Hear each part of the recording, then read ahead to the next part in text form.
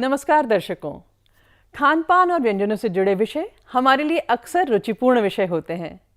हम भारतीय पूर्व काल से ही खान पान को वैज्ञानिक दृष्टिकोण से देखते आए हैं। हमारे देश में खान पान के एवं आजीविका के स्रोत जलवायु पर आधारित कृषि उत्पाद ही रहे हैं। भारत में विभिन्न भागों में जलवायु के अनुसार लोग खान पान को अपनाते हैं। यह जानना बहुत ही महत्वपूर्ण है कि स्थानीय स्तर पर हमारे यहाँ उत्पन्न होने वाले कुछ धान्य, वनस्पतियाँ एवं फल कृषि अनुसंधानकर्ताओं द्वारा बहुत ही उपयोगी पाए गए हैं। हम देखें तो हमारी पूर्व की पीढ़ियाँ ऐसे ही स्रोतों से अपने स्वास्थ्य की रक्षा करती आ रही हैं। मौसम के अनुसार खान पान का चयन खाद्य पदार्थ के औषधीय गुण और पोषण मूल्य को देखकर ही किया जाता रहा है। इस वीडियो में हम ऐसे ही खाद्य धान्य मिलेट्स की चर्चा करने जा रहे हैं।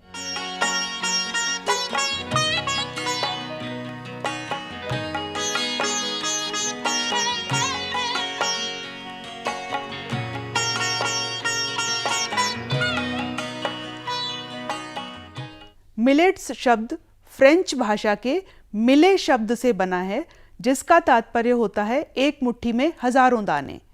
अर्थात ये बहुत छोटे दाने होते हैं। चूंकि ये घास प्रजाति के पौधों से प्राप्त होते हैं, अतः इन्हें हम तृणधान्य कहते हैं। आइए देखें कि तृणधान्य जैसे बाजरा, ज्वार, रागी और ऐसे कई तरह के तृणधान्य कितने लाभकारी हैं। तृणधान्य हमारे यहाँ आदिवासी बहुल इलाके, जनजातीय इलाके, आर्थिक विपन्न अथवा गरीब किसान मजदूरों का प्रमुख आहार है। इनकी फसल उगाने से जुड़ी गतिविधियों पर हमारी संस्कृति के कई पहलू भी देखने को मिलते हैं, जैसे मधुर लोकगीत एवं नृत्य इत्यादि।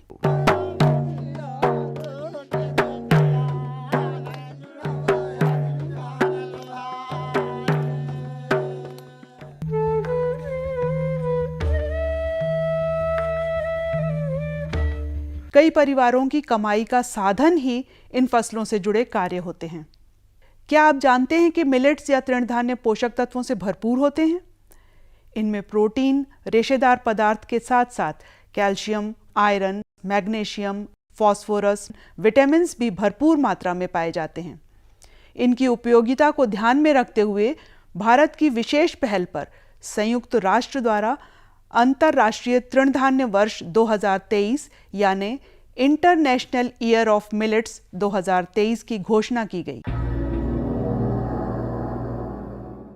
मिलेट्स एक प्रकार के मजबूत पौधे होते हैं जो कम उर्वरा शक्ति वाली मिट्टी में उच्च तापमान वाली जगहों में भी उगाए जा सकते हैं। इसे पानी की आवश्यकता भी कम होती है, इसीलिए हम इसे ड्राई फार्मिंग भी कह सकते हैं। आज भारत में संपूर्ण एशिया का 80% तृणधान्य उत्पन्न किया जा रहा है। भारत के प्रमुख तृणधान्य बाजरा, ज्वार और रागी हैं।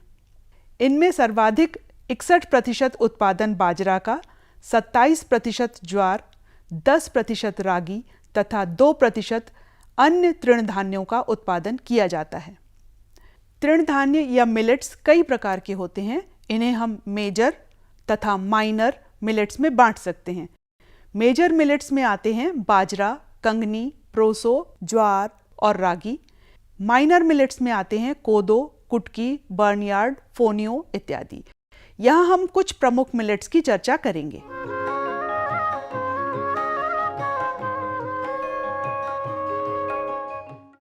सबसे पहला आता है बाजरा, जिसे हम पर्ल मिलेट के नाम से भी जानते हैं। इसका वनस्पतिक नाम पेनिसेटम ग्लाउकम है। इसे कन्नड़ में साजे, तमिल में कंबू, कुमाऊनी में बजीर, माइवा में हाउसा आदि नामों से जाना जाता है। ये कई रंगों जैसे श्वेत, पीला, भूरा, स्लेटी, नीला, बैंगनी आदि रंगों में पाया जाता है। इसका पौधा 1 से 4 मीटर तक लंबा होता है। इसके पौधे की विशेषता होती है कि यह पौधा कम पानी में, कम उर्वर भूमि तथा उच्च तापमान पे भी जीवित रह सकता है। मिट्टी की अधिक लवणता या अम्लता भी इसे प्रभावित नहीं करती, अतः यह आसानी से उगाया जा सकता है। भारत में यह राजस्थान, महाराष्ट्र, गुजरात, उत्तर प्रदेश तथा हरियाणा में प्रमुख रूप से उगाया जाता है। चावल, गेहूं, मक्का के बाद चौथा स्थान बाजरे का ही है। इसमें प्रोटीन, वसा, कार्बोहाइड्रेट एवं खनिज लवणों की खासी मात्रा होती है। इसके अलावा बाजरे में सभी प्रकार के अत्यावश्यक अमीनो एसिड भी पाए जाते हैं, जो वृद्धि और विकास के लिए बहुत आवश्यक होते हैं। दूसरा मिलेट है रागी, जिसे हम फिंगर मिलेट के नाम से भी जानते हैं। इसका वनस्पतिक नाम इलुसिन कोराकेना है। इसे फिंगर मिलेट इसलिए कहते हैं क्योंकि इसमें जो काड़ियाँ या स्पाइक्स होती हैं वे इस तरह निकली होती हैं जैसे हथेली में उंगलियां जुड़ी होती हैं। इसके उत्पादन के लिए काली मिट्टी अच्छी मानी जाती है। इसका उत्पादन सामान्य भूमि में 12 से 15 क्विंटल प्रति हेक्टेयर तथा अच्छी सिंचाई वाली भूमि से 40 से 45 क्विंटल प्रति हेक्टेयर तक होता है। रागी का ज़्यादातर प्रयोग दक्षिण भारत में किया जाता है।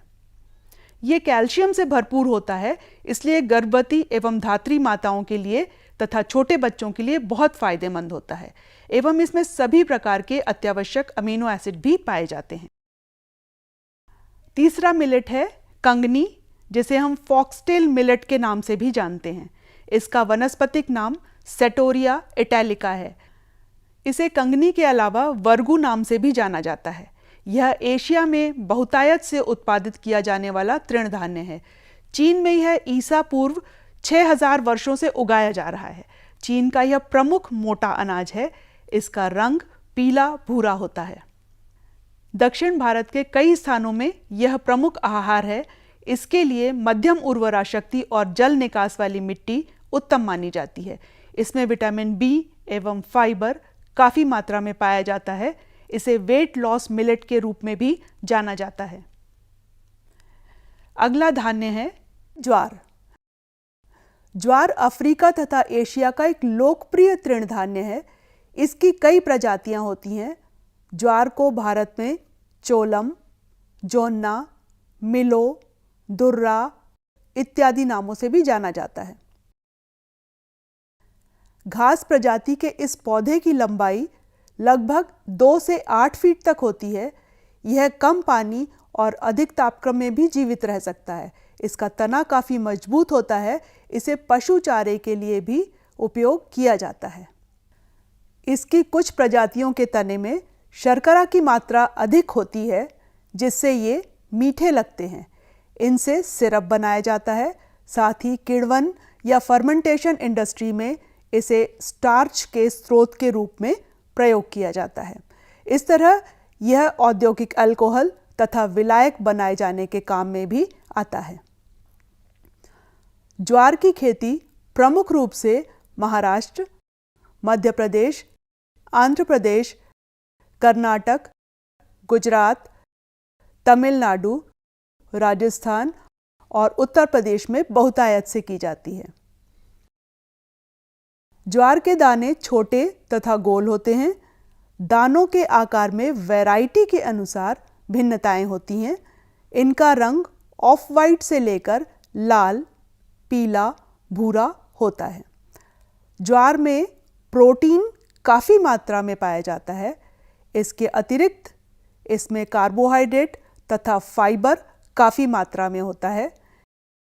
इसमें कैल्शियम, मैग्नीशियम, पोटेशियम, आयरन जैसे खनिज तत्व भी पाए जाते हैं। इसके साथ ही riboflavin, pyridoxine, pantothenic acid, nicotinic acid तथा बायोटिन जैसे विटामिन बी कॉम्प्लेक्स के सदस्य भी पाए जाते हैं। ज्वार में पाई जाने वाली वसा में अधिकतर असंतृप्त फैटी एसिड्स होते हैं, जो स्वास्थ्यकर होते हैं। इसमें विशेष रूप से ओमेगा 6 पाया जाता है। अगला मिलेट है चैना बर्री, या इसे हम प्रोसो मिलेट भी कहते हैं। इसका वनस्पतिक नाम पेनिकम मिलेसियम है। इसे ब्रूम कॉर्न, हॉग मिलेट, काशफी तथा वाइट मिलेट के नाम से जाना जाता है। क्षेत्रीय इलाकों में से चैना बाजरा कहा जाता है।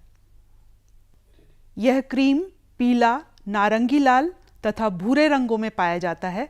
यह कई प्रकार की मिट्टी में उगाया जा सकता है। इसे कम पानी की ज़रूरत पड़ती है। ये चीन, रूस, भारत, नेपाल, यूक्रेन, टर्की आदि देशों में बहुतायत से उगाया जाता है। इसमें शरीर के लिए अत्यावश्यक अमीनो एसिड मिथियोनिन पाया जाता है। आइए अब जानें कोदो मिलेट के बारे में। इसका वनस्पतिक नाम फैस्फेलम स्क्रॉबिक्युलेटम है। यह तृणधान्य नेपाल, भारत के अलावा Philippines, Indonesia, Vietnam, Thailand, Africa में भी बहुतायत से उगाया जाता है। इसे काउग्रास, राइस ग्रास, इंडियन काउग्रास के नामों से भी जाना जाता है। ये एलुवियल, लोमी तथा रेतीली मिट्टी जिसमें जल निकासी अच्छी हो में उगाया जा सकता है। इसमें calcium, iron, vitamin B, potassium तथा मैग्नीशियम तो होते ही हैं, साथ ही साथ phenolic compounds, linoleic acid, antioxidants अच्छी मात्रा में पाए जाते हैं। इसे गेहूं और चावल के विकल्प के रूप में प्रयोग किया जाता है। इसका आयुर्वेदिक दवाओं के रूप में भी प्रयोग किया जाता है। अगला धान्य है कुटकी, जिसे हम लिटिल मिलेट के नाम से भी जानते हैं। इसका वनस्पतिक नाम पैनकम सुमाट्रेंस है। इसे सामी, समाई आदि नामों से भी जाना जाता है। इसके बीज का रंग गहरा भूरा होता है। इसकी खेती हड़प्पा और फरमाना स्थलों में 2600 ईसा पूर्व पाई गई है। इसे चीन, भारत, इंडोनेशिया, मलेशिया में बहुतायत से उगाया जाता है। इसके लिए अच्छी उर्वरा शक्ति, जल निकासी वाली मिट्टी उत्तम मानी गई है। इसमें विटामिन बी की अच्छी मात्रा पाई जाती है। इस प्रकार हमने देखा कि ये मिलेट्स या तृणधान्य कितने पौष्टिक होते हैं। इनका उपयोग हम भिन्न भिन्न प्रकार के व्यंजन बनाकर कर सकते हैं। व्यंजन जैसे उपमा, दलिया, खिचड़ी, पुलाव, खीर इत्यादि। इनके आटे से चपाती, पूड़ी, पराठे के अलावा डोसा, इडली, चीला, हलवा और कुकीज़ भी बना सकते हैं। इनसे मल्टीग्रेन ब्रेड भी तैयार की जा रही है। यहाँ दिखाई गई वेबसाइट पर और भी बहुत से व्यंजन विधियाँ हिंदी और अंग्रेजी भाषाओं में दी गई हैं। www.nutricereals.dac.gov.in/publication। तो दर्शकों, हमने मिलेट्स का उत्पादन और इससे प्राप्त पोषक तत्वों के बारे में भी जाना। आइए अब इनका स्वास्थ्य पर कितना अच्छा प्रभाव पड़ता है ये भी देखते हैं।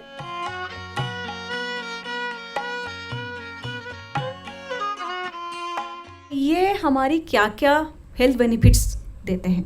हाई पिन ऑफ पॉलीफिनॉल्स, तो ये एंटी कैंसर है, anti diabetic, anti ageing, obviously polyphenols आपको यंग रखता है। देन आपकी सारी जो फंक्शंस है, किडनी हो या हार्ट हो, वो नॉर्मल फंक्शन करते हैं। हाई फाइबर में दो चीज़ें हैं, सॉल्युबल फाइबर, इनसॉल्युबल फाइबर। जो सॉल्युबल फाइबर है वो है डाइटरी फाइबर। ये फ्री रेडिकल्स को ख़त्म करता है। विटामिन बी कॉम्प्लेक्स इसमें ज़्यादा होती है और ये लो टू मॉडरेट ग्लाइसेमिक इंडेक्स वाले फूड है। हाई मिनरल्स है, इसे फाइबर वाले फूड खाने चाहिए ताकि हमारी डाइजेस्टिव सिस्टम ठीक रहे। तृणधान्यों का ग्लाइसेमिक इंडेक्स कम होने के कारण ये मधुमेह के रोगियों के लिए उपयोगी है, क्योंकि यह रक्त में शर्करा को तीव्रता से बढ़ने नहीं देता। तृणधान्यों में रेशेदार पदार्थ होने की वजह से ये कब्ज और हृदय के रोगियों के लिए उत्तम माना गया है। साथ ही ये हमारी आंतों को भी स्वस्थ रखता है। जिन लोगों में ग्लूटेन इंटॉलरेंस होता है, अर्थात जिन्हें ग्लूटेन प्रोटीन से एलर्जी होती है, जो गेहूं नहीं खा सकते, उनके लिए बाजरा, प्रोसो मिलेट्स गेहूं का बेहतर विकल्प हो सकते हैं। एज साइंटिस्ट्स ये एविडेंस जनरेट किया, of which I was one of the authors for these clinical studies and systematic review और meta analysis के जरिए, जहाँ पे हमने मिलेट्स को दिया रेजिडेंशियल स्कूल में, जिसमें सैंपल में 160 boys and 160 girls between 9 to 12 years और 8 months का इंटरवेंशन पीरियड, और एक कंट्रोल ग्रुप जिसको राइस देते। तो what we found was higher growth rate, higher haemoglobin level, higher serum folic, higher calcium, higher iron, higher retinol binding protein, provitamin. ये सारा इससे निकला। तृण धान्यों में प्रोटीन की अच्छी मात्रा होती है। ये शाकाहारी लोगों में प्रोटीन का अच्छा स्रोत है। इसी तरह तृण धान्यों में फास्फोरस भी अधिक मात्रा में होता है, अतः यह उच्च रक्तचाप को नियंत्रित करने में सहायता करता है। फास्फोरस के साथ साथ ये कैल्शियम से भी भरपूर होते हैं, जिससे हमारी अस्थियों को भी मजबूती प्रदान करते हैं। तृण धान्यों में एंटीऑक्सीडेंट्स पाए जाते हैं, जो शरीर को फ्री रेडिकल्स की क्षति से बचाते हैं। ये अल्जाइमर, पार्किंसन जैसी बीमारियों से बचाते हैं। बाजरा हमारी आंतों का पीएच क्षारीय रखता है, इस प्रकार यह कोलोन कैंसर से हमें बचाता है। कोदो में फेनोलिक कंपाउंड्स पाए जाते हैं, जिसके कारण कोलोन और ब्रेस्ट कैंसर से बचाव होता है। इसी प्रकार कुटकी हमारे रिप्रोडक्टिव सिस्टम, थायराइड ग्लैंड को स्वस्थ रखती है। आयुर्वेद में कुटकी को जड़ी बूटी माना गया है। इसे त्वचा विकारों तथा मधुमेह जैसी बीमारियों में प्रयोग किया जाता है।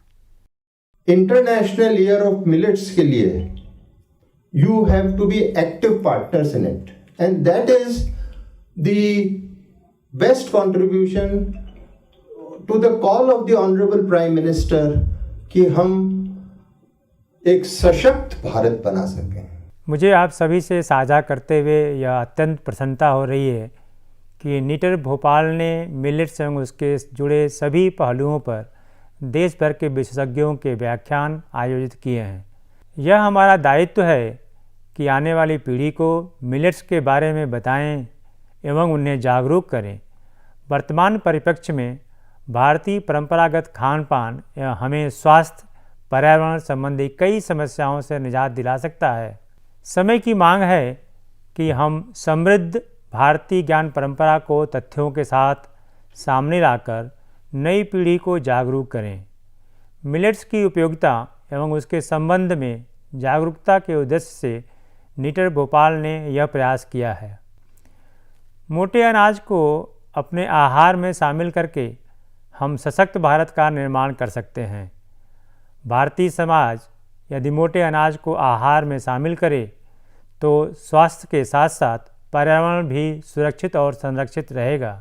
अंतर्राष्ट्रीय मिलेट्स वर्ष में हम सभी का दायित्व है कि भारत सरकार की इस मुहिम में सक्रिय भागीदार बने, ताकि हम स्वस्थ एवं सशक्त भारत का निर्माण कर सकें। तो आइए हम सभी इन तृण धान्यों का प्रयोग अपने खाने में बढ़ाएं और हमारी इस गौरवपूर्ण विरासत को सहेजें। आज़ादी के गौरवपूर्ण अमृत महोत्सव में हमारा दायित्व है कि हम आगे आने वाली पीढ़ियों को इसके लाभों के बारे में अवगत कराएं और एक स्वस्थ और उन्नत भारत के निर्माण में अपना हाथ बटाएं। धन्यवाद।